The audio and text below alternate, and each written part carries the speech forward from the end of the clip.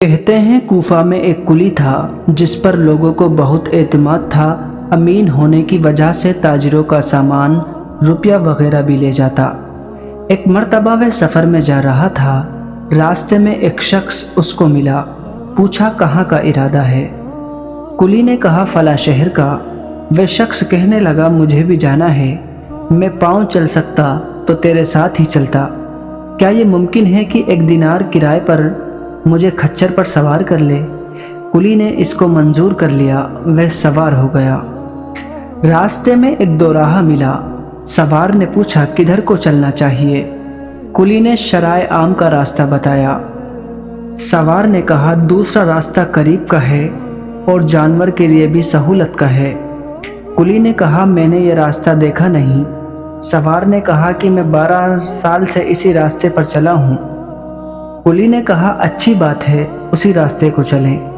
تھوڑی دور چل کر وہ راستہ ایک وحشتناک جنگل پر ختم ہو گیا جہاں بہت سے مردے پڑے تھے۔ وہ شخص سواری سے اترا اور کمر سے خنجر نکال کر کلی کے قتل کرنے کا ارادہ کیا۔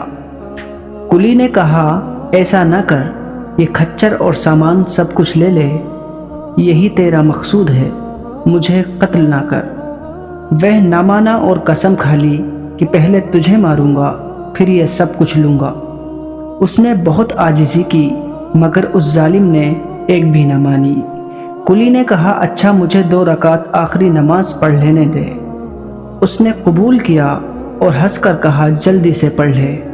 ان مردوں نے بھی یہی درخواست کی تھی مگر ان کی نماز نے کچھ بھی کام نہ دیا۔ اس کلی نے نماز شروع کی۔ الحمد شریف پڑھ کر سورہ بھی یاد نہ آئی۔ ادھر وہ ظالم کھڑا تقاضا کر رہا تھا کہ جلدی ختم کر لے۔ بے اختیار اس کی زبان پر یہ آیت جاری ہوئی، اب من یجیب المضطر اذا دعاہ۔ یہ پڑھ رہا تھا اور رو رہا تھا کہ ایک سوار نمودار ہوا جس کے سر پر چمکتا ہوا خود تھا۔ اس نے نیزہ مار کر اس ظالم کو ہلاک کر دیا۔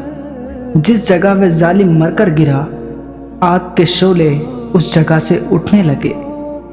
یہ نمازی بے اختیار سجدے میں گر گیا، اللہ کا شکر ادا کیا۔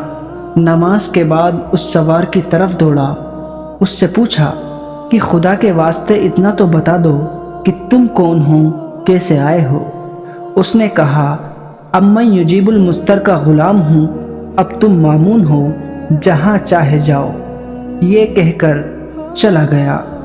در حقیقت نماز ایسی بڑی دولت ہے کہ اللہ کی رضا کے علاوہ دنیا کے مصائب سے بھی اکثر نجات کا سبب ہوتی ہے اور سکون قلب تو حاصل ہوتا ہی ہے۔